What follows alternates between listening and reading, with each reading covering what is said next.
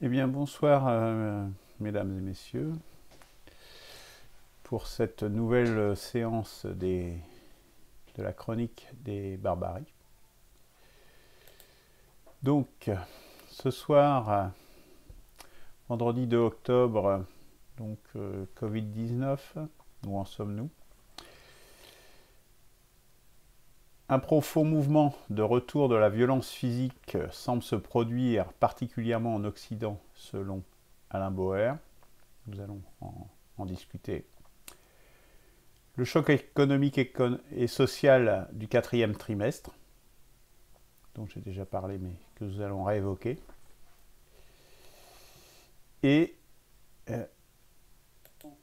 les 5 cavaliers de l'Apocalypse, nous allons voir de quoi il s'agit. Et enfin, comme à l'accoutumée, un hommage à des victimes des barbaries. Avant cela, comme d'habitude également, bonsoir. Comme d'habitude également, nous allons commencer par une actualité un peu moins lourde. Et donc, comme à l'accoutumée, par une maxime, une pensée de Gaston Courtois. L'homme refuse la servitude, mais ne répugne pas au service.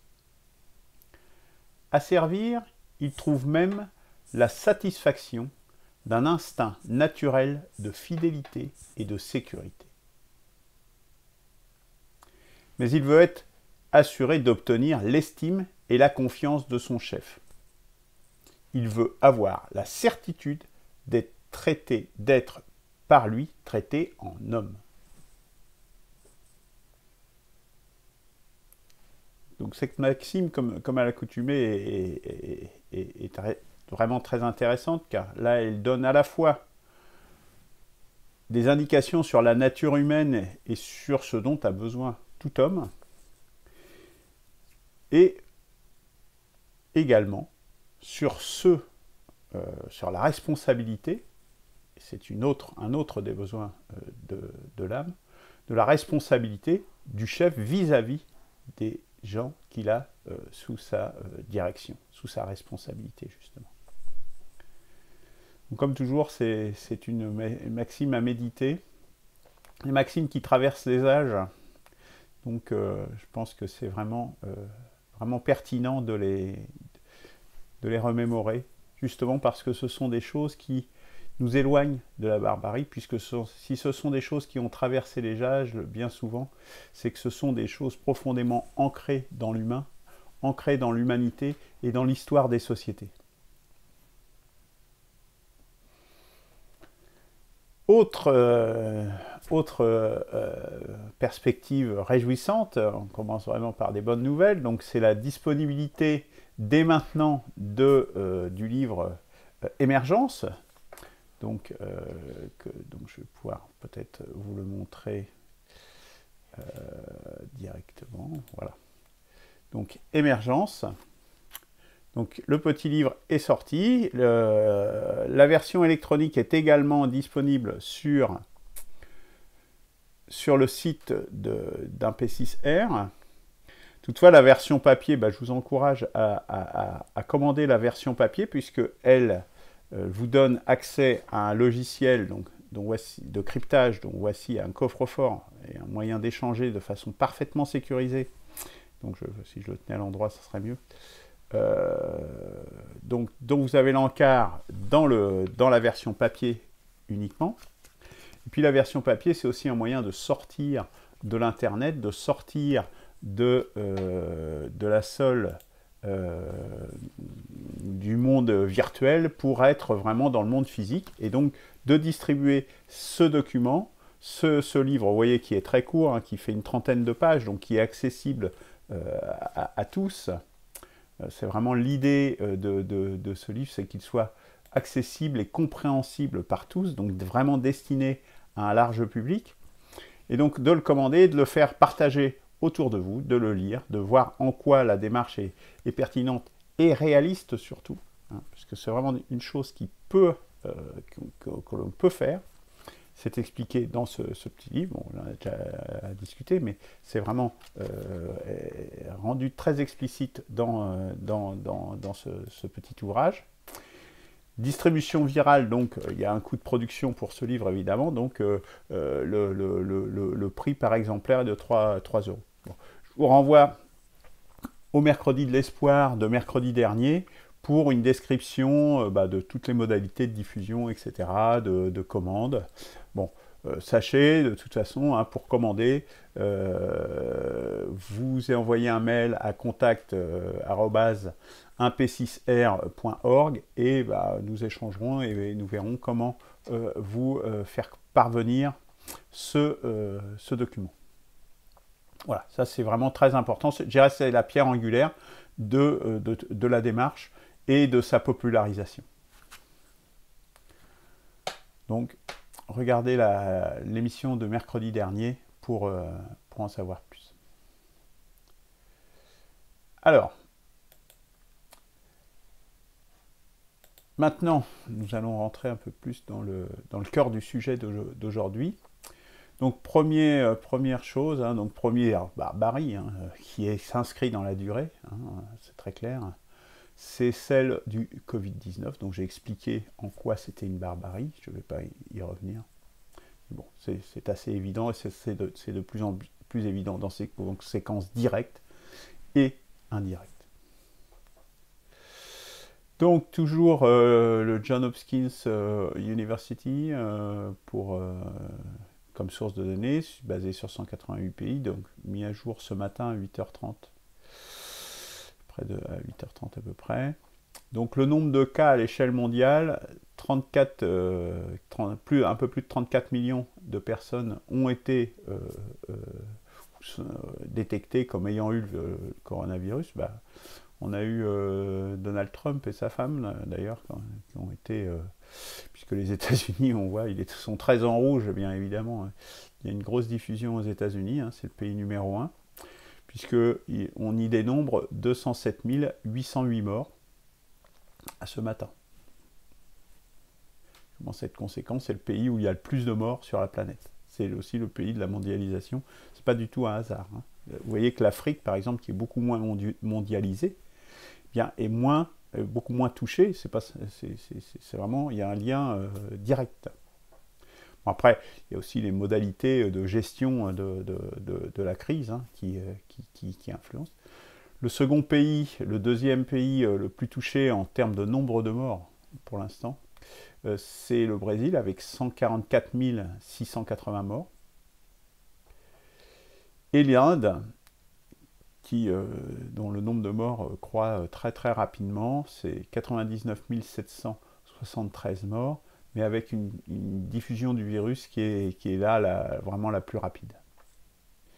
Donc on peut s'attendre à ce qu'il y ait une diffusion très importante et un impact très important dans ce pays.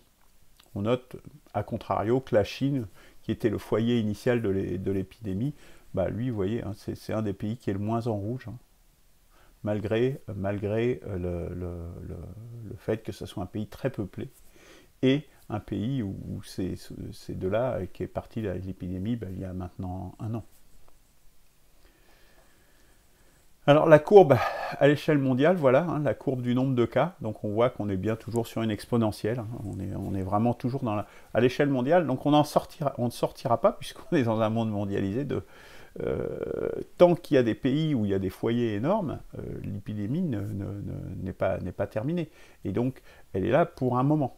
Alors après, son incidence peut être plus ou moins importante, c'est ce que nous allons voir, mais l'épidémie, en tout cas, elle est toujours là. Et bien là, elle est là encore pour un moment, elle est en phase tout à fait ascendante. Au niveau global, au niveau mondial, nous sommes arrivés à un score, nous avons dépassé le million de morts, donc 1 022 976 décès, et un nombre de gens qui ont guéri de 23 866 173, donc près de 24 millions de gens qui sont guéris. Donc pareil, hein, je donne toujours ce chiffre de l'incidence, donc pour 100 personnes, combien y a-t-il de gens qui décèdent à ce stade? Je rappelle, c'est un majorant. Hein. On est à un niveau de 4%, un peu plus de 4%, sachant que à la cible, enfin la cible, je peux m'appeler, mais à terme, on peut penser qu'on va converger plutôt vers 1%. Mais voilà, pour aujourd'hui, les chiffres tels qu'ils sont là, ils donnent un résultat de 4 morts pour 100 personnes atteintes. C'est un chiffre majorant, je le rappelle. Alors, la France maintenant. Voilà la courbe pour la France. Voilà le nombre de gens qui sont infectés par le virus en France. Donc on voit très bien le mois de mars, on voit bien les effets du confinement également, qui ont arrêté la diffusion de la maladie. Et puis la fin du confinement, vers le début août, on redémarre, et puis là, on recroît, et là on croît vraiment de façon exponentielle. On a une courbe vraiment très pentue, plus pentue encore, visiblement, qu'au mois de mars-avril. Et là, c'est la courbe des décès que j'ai superposée. Donc on voit bien la courbe des décès sur la première période, où est-ce que là, on est tout à fait en accord, je dirais, avec un léger décalage de 3 semaines, 15 jours, 3 semaines, 1 mois, à peu près. Et puis là, on retrouve un peu la même chose, mais quand même tout à fait minoré quant à l'impact. Hein. Comme je le disais, on arrive maintenant, on sait mieux prendre en charge la maladie. Alors peut-être qu'il y a eu des mutations aussi du virus, hein, c'est ce que disent les médecins, qu'il y aurait peut-être des mutations du virus qui feraient qu'il serait moins délétère pour notre santé. Donc ceci plus cela fait que, on voit bien que la courbe des décès réaugmente. Hein. On voit bien ici qu'il y a une tendance à la remontée, mais on n'est pas dans la courbe du début là. Hein. Donc là, bon. Alors, toujours pareil, il y a un effet retard, 3 semaines, 1 mois, voilà. Pour l'instant, on ne sait pas trop. Disons que ça a l'air d'être moins grave que précédemment, mais c'est encore un peu tôt pour le dire. Après, c'est toujours la même chose, c'est si on arrive à une saturation du système de santé, c'est ça qui risque en définitive de faire une très grosse différence. C'est bien ça qu'il faut éviter, c'est pour ça qu'ils sont confinés d'ailleurs, puisqu'ils n'avaient pas d'autre choix, sinon c'était des malades dans les rues, hein, tout simplement, dans les couloirs des hôpitaux. Bien. Donc voilà pour la situation, donc avec un chiffre de décès de 32 034 en France, hein, pour à peu près 100 000 guéris. Bon, ces chiffres, hein, comme j'ai dit, sont très bizarres, puisque ça par contre c'est évident, puisque on l'a constaté, j'ai regardé quelques émissions, en France on ne sait pas compter, parce que visiblement avec les chiffres là, c'est les mêmes chiffres que j'utilise, la même règle de calcul que j'utilise pour l'échelle mondiale, donc à 4%. Là, nous, en France, on sera à 24% de morts, hein, si vous comptez. Hein, 32 000 sur 100 000, hein, ça fait 133 000. Voilà, vous êtes à un quart de décès des gens atteints. Sauf que si on suit les chiffres de la France, il y aurait près de 500 000 personnes qui seraient activement malades, ce qui est évidemment faux. Donc en fait, en réalité, il y a plus de guérison. Ça montre juste une chose, c'est qu'on n'est même pas capable en France, contrairement à plein d'autres pays, où on n'est même pas capable de comptabiliser correctement les choses. Voilà ce que ça révèle. Ces chiffres-là incohérents montrent qu'en France, on ne sait pas compter. Et qu'en fait, à partir du moment où vous ne savez pas mesurer, vous ne pouvez pas prévoir, vous ne pouvez pas vous projeter dans l'avenir, si vous ne savez pas mesurer. Et voilà, ça c'est vraiment typique de notre pays, puisqu'on ne retrouve pas cet écart dans les autres pays. Voilà, ça c'est pas une bonne nouvelle. Alors il y a une bonne nouvelle, mais la mauvaise nouvelle, c'est que bon, alors il y a certainement beaucoup plus de guéris en fait que ça en réalité. Bon, on peut tout du moins l'espérer. Alors, deuxième thème de ce soir, le retour de la violence physique. Donc j'ai mis en haut les sources. Hein, donc, qu'est-ce qu'on nous dit? Un profond mouvement de retour de la violence physique semble se produire, en particulier en Occident.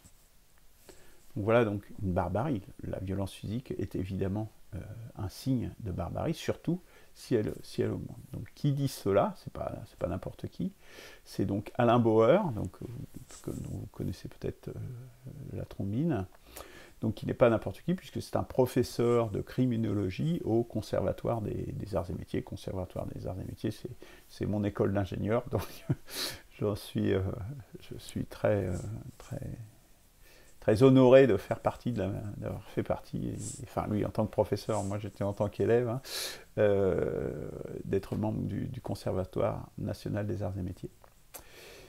Et donc il a fait une interview, et il travaille aussi à un autre institut que nous allons évoquer. Donc voici, vous avez l'URL ici en haut, là c'est l'URL courte d'une interview qu'il a donnée à Sputnik récemment. Donc voilà ce qu'il dit, quoi. Un profond mouvement de retour à la violence physique semble se produire particulièrement en Occident. Donc voilà, je le cite. Hein. Et si on regarde effectivement les homicides en France, hors attentat, on peut les mettre à part, puisque les attentats, c'est aussi une barbarie, mais c'est d'une autre nature. Évidemment, ça fait des morts aussi. Mais là, c'est plus des homicides, c'est plus le fond social, le fond de la société française que ça mesure, que ça indique comme évolution. Donc, dissocier les attentats de ce qui n'est pas attentat est assez important, même si les deux sont des barbaries, mais pas tout à fait de même nature. Donc là, le retour de la violence physique, on voit qu'on est passé en 2015 à 724 morts par homicide, donc homicide volontaire, hein, évidemment, à 876. Donc on peut se dire, bon oui, ok, en nombre comme ça semble pas énorme. Bon, mais quand même, derrière chacun de ces chiffres, il y a une victime. Et bon, une victime, par exemple, dans l'actualité, il y a cette jeune fille, Victorine, par exemple. Voilà, derrière ces chiffres, il y a forcément une personne. Et une de ces personnes, Victorine, par exemple, elle fait partie de cette comptabilité morbide.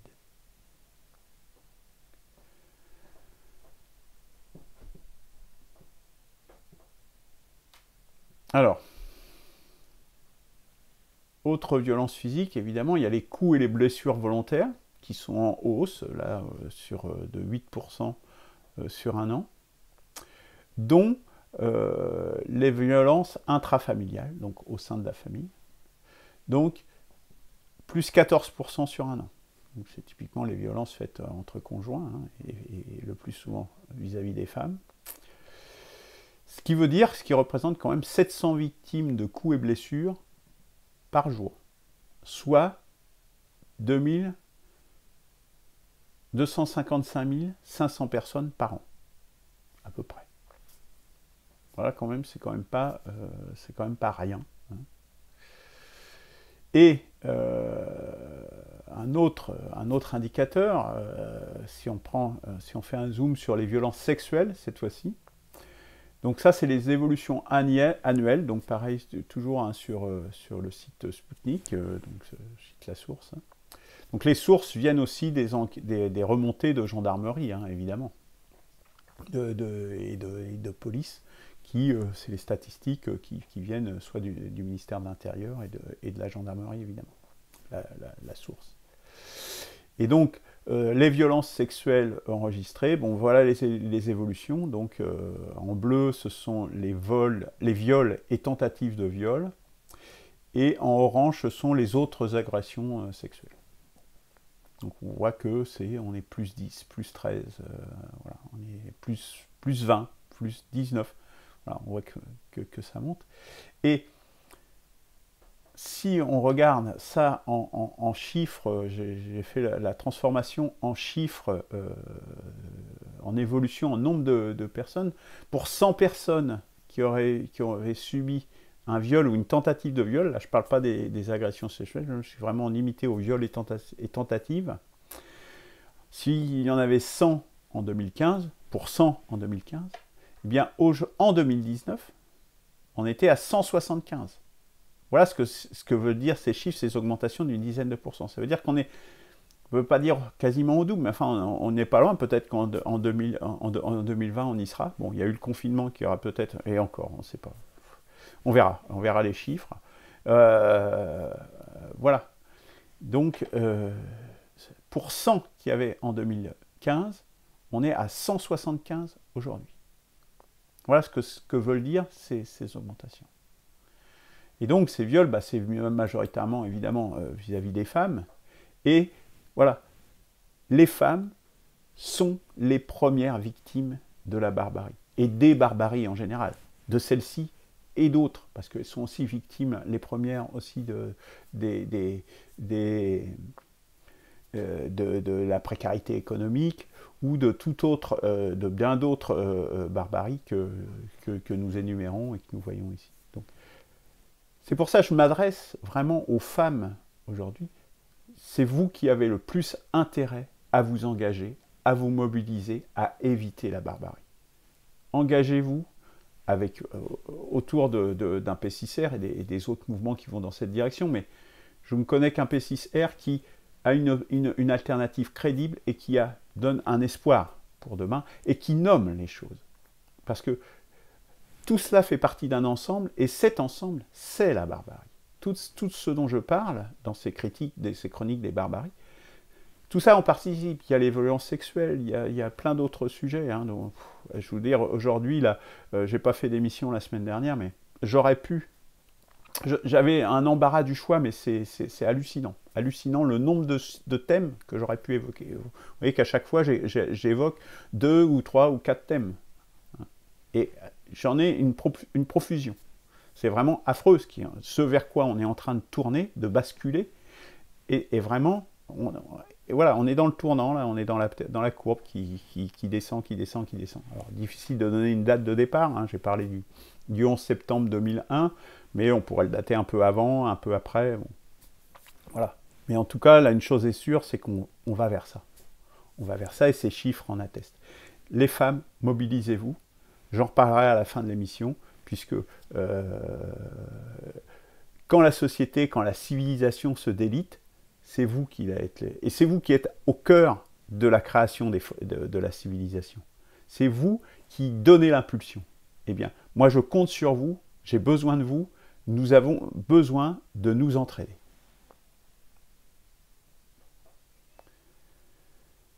Alors,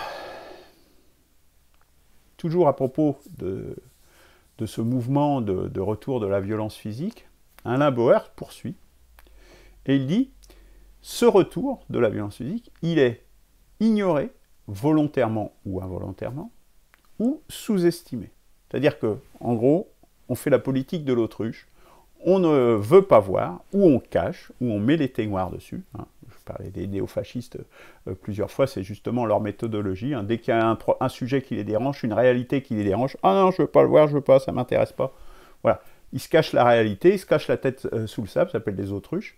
Moi, je les appelle, c'est une forme d'aliénation, évidemment. Donc, et voilà, c'est-à-dire qu'on ne risque pas de résoudre les problèmes quand on refuse de les regarder en face et de voir ce qu'ils sont.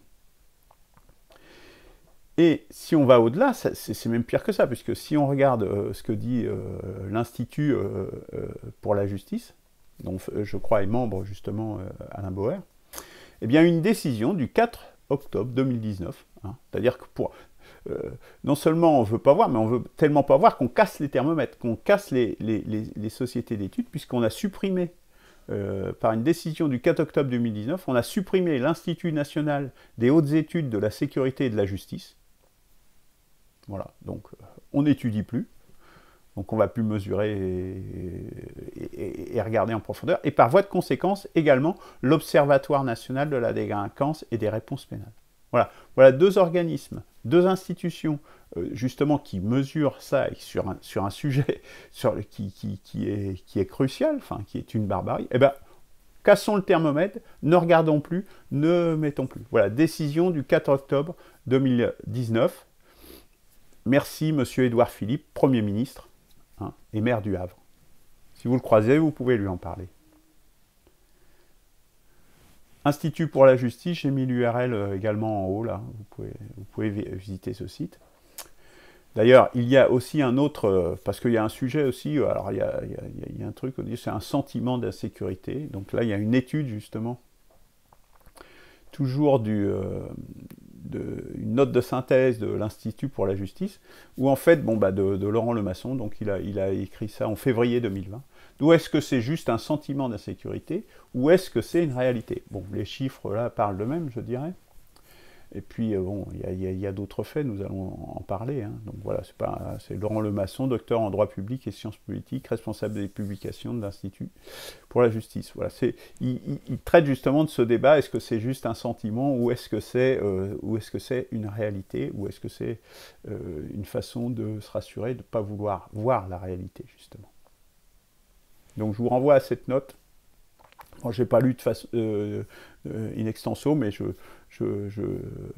vous la pointe comme intéressante. Je l'ai parcourue assez rapidement, mais elle contient des éléments tout à fait pertinents. Voilà pour ce premier thème. Alors,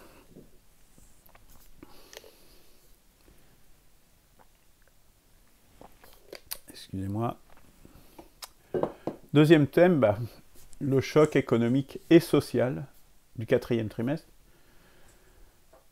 J'en ai parlé lors de la chronique des barbaries du 24 juillet dernier, en disant que à partir du 4e trimestre, particulièrement à partir du 4e trimestre de cette année, il va y avoir un choc que j'appelle le 4e choc, hein, puisqu'il y a eu 3 chocs précédents. Le 4e choc, donc chaque choc nous plonge un peu plus dans la barbarie, nous fait rentrer un peu plus dans la barbarie. On y rentre de façon progressive et chaque choc nous fait plonger un peu plus à l'intérieur, plus profondément. Et plus on plonge, plus évidemment, plus c'est difficile et plus ce sera difficile d'en sortir. Alors ce 4e choc, c'est le choc dans l'économie réelle. Donc qu'est-ce que ça va vouloir dire? C'est-à-dire qu'on va avoir les pleins effets, donc en cette fin d'année 2020, de la crise financière qui était déjà quasiment amorcée avant la crise du Covid-19, et puis qui a été précipitée, amplifiée par justement cette crise du Covid-19. Donc qu'est-ce que ça va être? Bon, vous vous en doutez, hein, des faillites d'entreprises, évidemment en premier lieu. On voit bien que ça va avoir des conséquences dramatiques sur plein d'entreprises et de travailleurs indépendants, avec tout le chômage que ça va vouloir dire et que ça va impliquer en correspondance, puisque évidemment, s'il y a des entreprises qui ferment, eh bien, il est bien évident que les employés vont se retrouver au chômeur, les ouvriers aussi, et tous les cadres, et tout le monde, quoi. Il va y avoir aussi des défauts de paiement, donc des défauts de paiement de ménage, de gens qui vont plus pouvoir payer leur retraite, qui ont pu pouvoir payer leur loyer, qui ont pu pouvoir payer toutes les... Alors des loyers pour se loger ou des loyers pour leur voiture, etc. Hein, et tout autre crédit à la consommation ou autre. Mais également d'entreprises. Il va y avoir des entreprises qui vont se retrouver en défaut de paiement, parce que les banques vont plus pouvoir leur prêter ou assurer leurs besoins en fonds de roulement. Tout cela a donné tendance déjà à une tendance déflationniste, hein, donc ça veut dire à une baisse des prix, par des rabais, aussi par l'épargne, puisque les gens qui ont un peu les moyens, plutôt que d'aller dépenser, ils mettent plutôt de l'argent de côté en se disant, bon là, la situation n'est pas fameuse, on va grossir le bas de laine pour assurer l'avenir. Donc tout cela donne une pression sur les prix à la baisse. Hein. Donc ça, c'est ce qui va se passer, c'est ce qui se passe et ce qui va se passer là dans cette période. Hein. Le 5e choc, c'est le contraire. Hein. Mais pour cette période-là, c'est ce vers quoi nous tendons. Puisque pour essayer de s'en sortir, on se dit, on va essayer de baisser le prix pour trouver quand même des clients. Hein. Sur les agences de voyage, c'est très sensible, par exemple. Et tout ça en contradiction totale avec une inflation de la masse monétaire, puisqu'on crée sans cesse de plus en plus d'argent, on fait tourner la planche à billets, tant la BCE et encore plus aux États-Unis, évidemment. Voilà la situation économique, et nous allons rentrer, les pleins effets vont se faire sentir en cette fin d'année 2020, en ce 4e trimestre. Alors, avant cela même, avant ce 4e trimestre, nous avions déjà en fait d'autres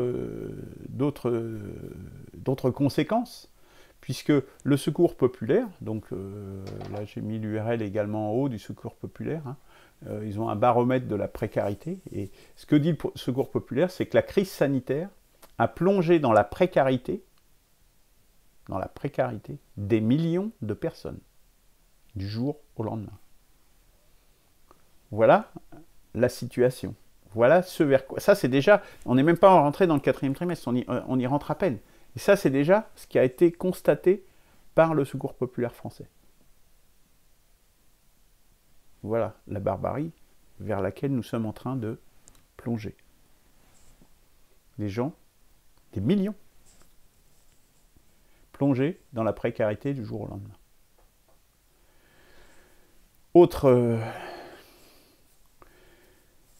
Autre là plutôt une prévision, hein, c'est ce que prévoit l'UNEDIC cette fois-ci, donc un organisme, celui qui paye, l'organisme qui paye l'assurance chômage, qui risque d'ailleurs de se retrouver à cul, comme je dis, tant l'UNEDIC que la sécurité sociale, avec tous ces élargissements de charges, les allègements de charges, etc., et ces dépenses décidées par le gouvernement, alors que les cotisations sociales, normalement, c'est pas de l'argent du gouvernement, c'est de l'argent payé par les employeurs et par les salariés, c'est-à-dire par les forces productives. Et quand je parle de mettre en place une chambre des forces productives, c'est bien pour ça, parce que là, le gouvernement n'a pas à toucher à cet argent-là, mais il sert dans la caisse, hein, il a décrété ça il y a déjà quelques années, de préempter tous les organismes sociaux et l'argent qui appartient aux gens qui cotisent.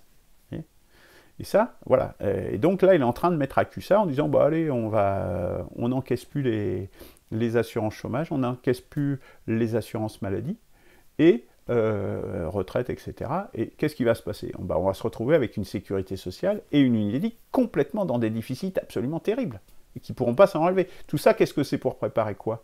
Pour préparer le fait que ça sera les assurances privées qui vont essayer de préempter ce marché, puisqu'ils veulent tout marchandiser. Je fais une digression là, mais ils vont essayer de tirer profit de cette crise du Covid pour essayer de libéraliser encore, alors que c'est... Donc vous en rajoutez de la barbarie à la barbarie, puisqu'il n'y aura plus que les gens qui pourront payer leur assurance, qui pourront s'assurer tant pour le chômage que pour la maladie, la vieillesse, etc. Un modèle à l'américaine, en définitive. Je ferme la parenthèse. Donc 800 000 chômeurs attendus par l'UNEDIC en 2020. En 2020. On est bientôt à la fin de 2020. Et tout ça intervient dans un contexte qui était déjà dégradé. Hein. Là, j'ai remis une URL, là, c'est celle des Échos, une source INSEE. Donc ça, c'est des chiffres qui s'arrêtent à 2018. Et là, on voit déjà que ça, c'est le taux de pauvreté en France, hein, qui augmentait déjà en 2018, qui était passé de 12-13% en 2003-2004, qui était arrivé à près de 15% déjà en 2018. Vous voyez, donc on avait déjà gagné 2%, plus de 2% en quelques années, en une dizaine d'années. Hein. Donc on voit la crise de 2008, hein, on la voit bien ici avec l'augmentation. Hein. Et voilà. Et là, 2018, on n'est pas ni 2019 ni 2020, évidemment. Hein. Donc dans un contexte déjà dégradé, y compris dans ce domaine-là, et c'est pas moi qui l'invente, c'est l'INSEE et ce sont les Échos. Ça ne peut pas être taxé d'être un journal antilibéral, hein, c'est le moins qu'on puisse dire.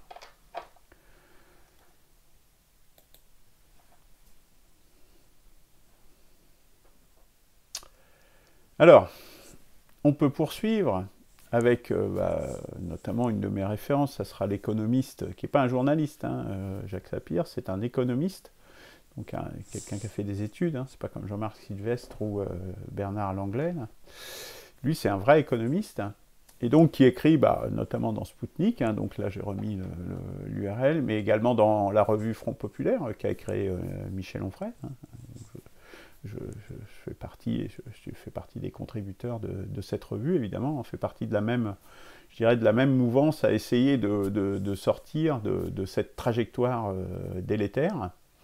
Et donc, qu'est-ce il a jugé, il a analysé le plan de relance qui est néolibéral, c'est-à-dire par l'offre, hein, c'est une politique par l'offre.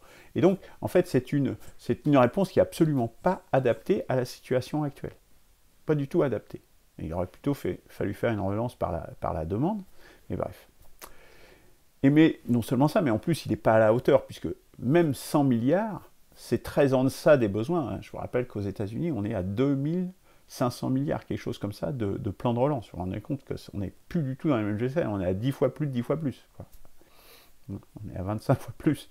Enfin bon, on n'est pas les États-Unis, mais même à l'échelle de l'Europe, on n'atteint pas ces montants. Et en plus, dans ces 100 milliards, en réalité, il y a plein de chiffres, de montants en fait, qui étaient déjà plus ou moins prévus, comme le plan de relance de la SNCF ou des choses comme ça, qui étaient déjà des choses qui étaient déjà prévues de budgéter. Donc, en fait, il y a un effet d'affichage. Et en plus, c'est saupoudré dans différents secteurs, etc. Ce qui fait que tu ne pouvais pas créer un phénomène d'entraînement. Hein. D'effets multiplicateurs, comme on dit, sachant qu'il y a des effets multiplicateurs qui sont plus forts quand on les met dans certains domaines que dans d'autres. Et un des domaines, justement, qui ont un effet multiplicateur très important, selon les théories et la mise en pratique, puisqu'on a eu un retour d'expérience quand même positif sur ces théories keynésiennes, c'est en fait qu'il faut investir là, ou mettre l'argent, relancer dans les secteurs qui ont un fort effet multiplicateur. Et qu'est-ce que fait le gouvernement dans sa politique néolibérale? Ben, on supprime ce qu'ils appellent les impôts de production. Je ne sais pas ce que c'est, hein, mais ne vous inquiétez pas, ils ont trouvé des moyens de supprimer ça. Ils veulent supprimer ça, des impôts de production. Bon. Alors, comme ça, on va se dire, ah bon, ils suppriment un impôt, mais qu'est-ce qui va se passer? En fait, c'est des impôts qui permettent de financer les collectivités locales. C'est-à-dire ce sont les recettes des collectivités locales qui, une fois de plus, on va gréver les recettes des collectivités locales. Et donc, on va obtenir l'effet inverse de ce qu'on veut. Puisque les collectivités locales, ce sont celles, justement, qui permettent une redistribution de l'argent public au plus près dans les PME, dans le tissu vraiment social, industriel, commerçant, agricole, local, et qui a un des plus forts effets multiplicateurs, c'est ce qu'explique justement Jacques Sapir. Et c'est précisément ça que l'on supprime. Bravo. C'est-à-dire que ce qu'on va faire, on va enrichir des gens qui ont déjà de l'argent, mais les gens, si par exemple il y a des PME qui vont se trouver dans ce cas-là, sauf qu'ils ne vont plus avoir de commandes, hein, puisque tout ce qui va être de collectivité locale, les budgets et les investissements vont baisser. Et même les budgets fonctionnent forcément. Voilà le résultat de cette politique purement idéologique, purement néolibérale, qui n'a aucun sens, en définitive. C'est-à-dire qu'on fait exactement le contraire de ce qu'il faudrait faire. Voilà pour ce quatrième choc, oui, c'est bien ce quatrième choc, du quatrième trimestre. Bon, c'est pas réjouissant, mais bon, ce sont les chroniques des barbaries. Il n'y a pas de surprise, quoi, je dirais. Alors, je parle de barbarie, d'apocalypse, on pourrait dire. Et on pourrait se moquer, effectivement, de cette approche. Bien, je ne suis pas le seul à dire cela. Hein. Bon, on voit bien, hein, tout ce que j'ai cité précédemment en atteste. Mais il y a aussi... alors, il n'a pas dit exactement dans ces termes-là, mais ce que cite Antonio Gutiérrez, comme les 5 cavaliers de l'Apocalypse, même s'il n'a pas exactement prononcé ces mots de cette façon-là, mais ça revient vraiment à ça. Qui est Antonio Gutiérrez? Donc c'est pas juste Luc Laforêt ou quelqu'un comme ça qui aurait une lubie d'une barbarie vers laquelle irait notre monde. Antonio Gutiérrez, c'est juste le secrétaire général des Nations Unies, de l'ONU. C'est le secrétaire général des Nations Unies, c'est-à-dire c'est un diplomate et quelqu'un donc c'est pas quelqu'un de farfelu, hein. Les diplomates ne sont pas forcément des gens qui sont connus pour être des gens très farfelus, ce sont plutôt des gens très posés et très bien élevés, je dirais. Et c'est le secrétaire général de l'ONU, c'est-à-dire celui qui gère l'ONU et qui fait plus que de l'administrer, mais qui l'administre aussi au niveau politique, même si c'est pas lui qui prend les décisions principales, puisque c'est le Conseil de sécurité de l'ONU qui prend les décisions structurantes. Et lors de l'Assemblée générale, mais c'est quand même quelqu'un d'important et de significatif. Donc lors de l'Assemblée générale de l'ONU, qui a eu lieu à New York le 22 septembre 2020, et à la suite, justement, de son discours qu'il avait déjà prononcé au mois de janvier dernier, eh bien, il dénomme, en fait, ce qu'on appelle, ce qui a été traduit comme les 5 cavaliers de l'Apocalypse, en fait, qui mettent, et là je le cite, qui mettent en péril l'avenir de l'humanité. Antonio Guterres, secrétaire général de l'Organisation mondiale, celle des Nations Unies, donc l'organisation la plus importante au niveau mondial. Premier cavalier, les tensions géopolitiques. Parce que les menaces nucléaires, de guerre nucléaire, n'ont jamais été aussi élevées depuis la guerre froide. On ne se rend pas compte, il y a plein de gens qui ne se rendent pas compte, mais lui, il s'en rend bien compte, parce qu'à la position où il est, il voit bien ce qui se passe et ce qui se trame. Il voit bien la chute des accords de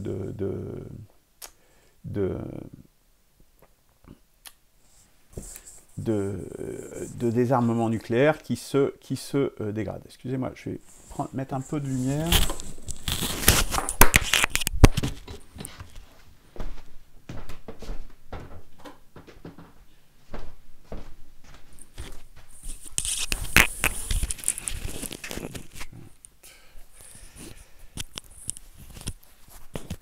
Le micro.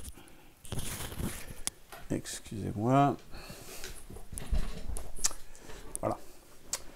Donc, lui, il voit bien ce qui se passe au niveau des accords nucléaires et des tensions qu'il y a géopolitiques. Bon, vraiment, il faut pas...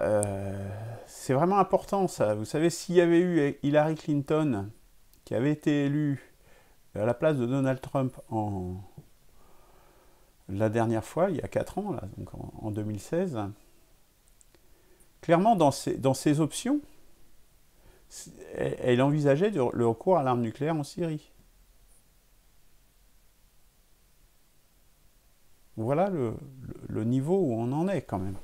Ça, évidemment, ça ne fait pas la une des journaux, mais vous pourrez vérifier ce que je viens de dire. Elle l'envisageait. C'était pas, ça faisait partie des choses. Bon, et puis, en plus, les armes qui sont en train de se développer, la dénonciation notamment du traité FNI. Et pour nous, en Europe, c'est quelque chose d'absolument dramatique, puisque nous pouvons devenir le terrain d'une guerre nucléaire. De façon beaucoup plus rapide. On est dans l'ordre de la minute, hein, dans ces choses-là. Voilà ce que nous dit Antonio Guterres.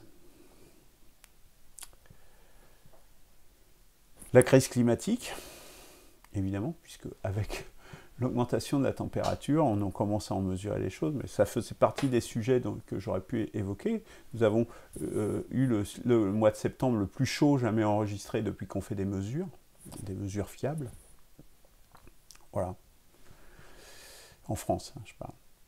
La crise climatique. Vous croyez que ça va se passer comme ça, que tout va aller bien et tout? On va avoir des problèmes pour cultiver, hein, à un moment donné. Et en France, mais ailleurs, je vous parle pas. Voilà ce qu'on a devant nous. Donc voilà un deuxième cavalier de ce... La méfiance des établissements politiques, donc envers les établissements politiques et entre eux, c'est-à-dire c'est aussi une conséquence des tensions géopolitiques, mais il y a aussi une défiance de plus en plus importante vis-à-vis des représentants politiques. On le mesure bien en France, évidemment. Et cette défiance qui n'existait pas avant, on avait quand même une certaine confiance en ces représentants, cette défiance de plus en plus importante, eh bien, ça peut amener aussi à des barbaries, puisque si on ne fait plus confiance aux gens qui vous dirigent, eh bien, on a une tendance à une atomisation, à une communautarisation, à une clanisation de la société, où chacun fait pour toi, essaye de se débrouiller comme il peut, et donc ça crée des tensions, et ça peut amener évidemment à des tyrannies. Hein. C'est comme ça que des tyrans, des dictateurs se mettent en place. Donc ça, cette défiance vis-à-vis de la politique et des établissements politiques, ça c'est aussi très ennuyeux. Bah, on peut le mesurer par l'abstention. L'abstention, ça veut dire ça. Mais les gens qui s'abstiennent, ils existent toujours. Et à un moment donné, ils peuvent faire irruption sur la scène politique. Voilà donc le troisième cavalier de l'Apocalypse dont nous parle Antonio Gutiérrez.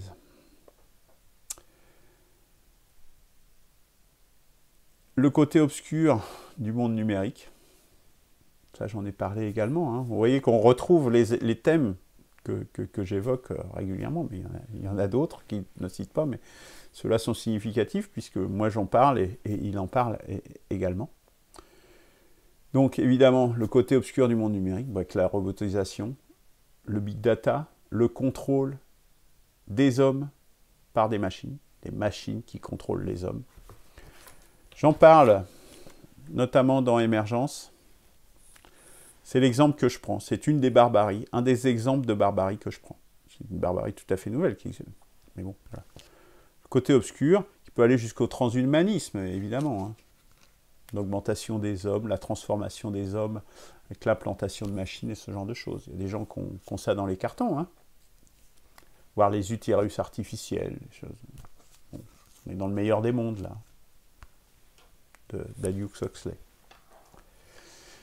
Donc voilà les 4 cavaliers de l'Apocalypse dont nous avait parlé Antonio Gutiérrez en début d'année 2020. Et il en a rajouté une lors de cette assemblée générale du mois de septembre, là, de l'Assemblée nationale, l'Assemblée générale de l'ONU, la pandémie de Covid-19, évidemment, qui est également une barbarie tout à fait évidente. Voilà, M. Gutiérrez, lui aussi, il craint que nous ayons vers la barbarie. Je ne suis pas sûr que ça me rassure que je ne sois pas seul, mais ça montre simplement que cette analyse, cette synthèse en fait de tout cet effondrement civilisationnel auquel nous sommes en train de voir bourgeonner autour de nous, bien je me dis que les gens de bon sens, les gens qui ont un peu de bouteille, ils se rendent compte de ce qui est en train de se passer et il faut vraiment réagir. Vous avez son discours verbatim, donc in extenso. Hein, ici, j'ai laissé l'URL, c'est le blog de quelqu'un, parce qu'on a de plus en plus de mal à trouver les verbatim, enfin, c'est-à-dire le texte in extenso des discours. Donc il y a quelqu'un qui a mis ce texte, Freddy Mulongo, sur son blog. Donc vous l'avez ici, le discours pour les 75 ans de l'ONU. Vous pourrez le lire en entier. Bien. Comme à l'accoutumée, je vais finir cette chronique par un hommage à des victimes des barbaries.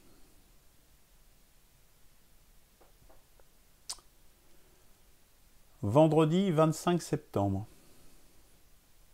Attaque à l'arme blanche, près des ex-locaux de Charlie Hebdo. 4 personnes blessées, dont 2 en urgence absolue à ce moment-là. Un témoin raconte. J'ai vu une jeune femme avec une énorme blessure à la tête. Le sang coulait partout sur son visage. Alors l'arme, c'était une hache de boucher. Et comment ça peut couper, ça, hein. Gérald Darmanin, ministre de l'Intérieur. Manifestement, c'est un acte de terrorisme islamiste.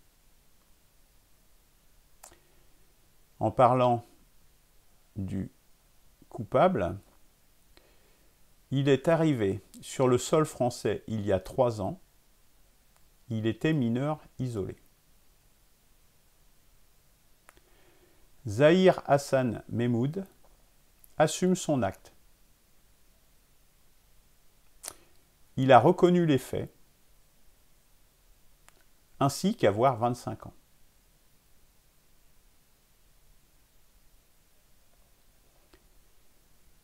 Son père au Pakistan se dit fier de ce qu'a fait son fils.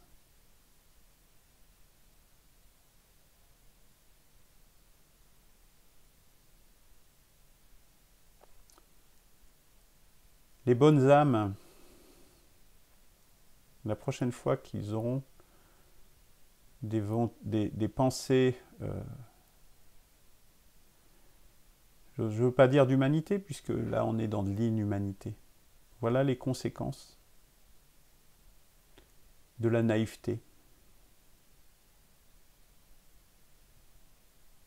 Les bons sentiments ne résument pas tout de l'humanité, malheureusement. Pensez-y.